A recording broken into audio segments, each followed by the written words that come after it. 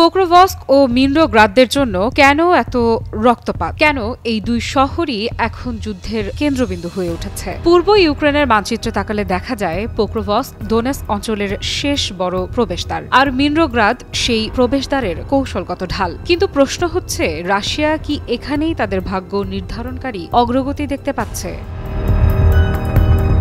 গত এক সপ্তাহে পোক্রোভস্ক ও মিনরোগ্রাদের লড়াই এমন পর্যায়ে পৌঁছেছে যেখানে প্রতিটি ভবন, প্রতিটি ব্লক, প্রতিটি রাস্তা একবার ইউক্রেনের হাতে, কয়েক ঘন্টা পর রাশিয়ার, আবার পরক্ষণেই আবারও হাত বদল। কিন্তু কি এমন বিশেষ অবস্থান এই শহরগুলোর যে রাশিয়া এখানে 1,50,000 সৈন্য জমা করেছে? এই বিপুল সংখ্যা কি অন্য ফ্রন্টগুলোকে দুর্বল করে দিচ্ছে?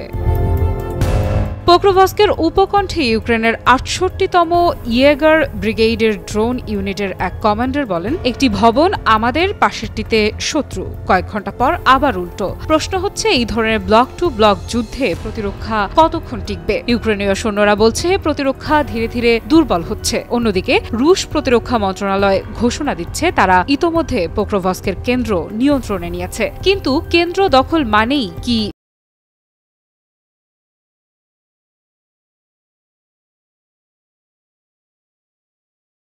সিরস্কি বলেন, এই আক্রমণে রুশ স্পেৎসনাজ অর্থাৎ বিশেষ বাহিনীর ভূমিকা বেড়েছে। তারা ইউক্রেনীয় মর্টার ইউনিট, ড্রোন অপারেটর সকল কার্যকর লক্ষ্য শনাক্ত করে নিষ্ক্রিয় করার চেষ্টা করছে, যাতে রুশ রসদবাহী ইউনিট সহজে অগ্রসর হতে পারে। তাহলে কি ইউক্রেনের প্রযুক্তি নির্ভর প্রতিরক্ষা এখন আগের তুলনায় বেশি ঝুঁকিতে?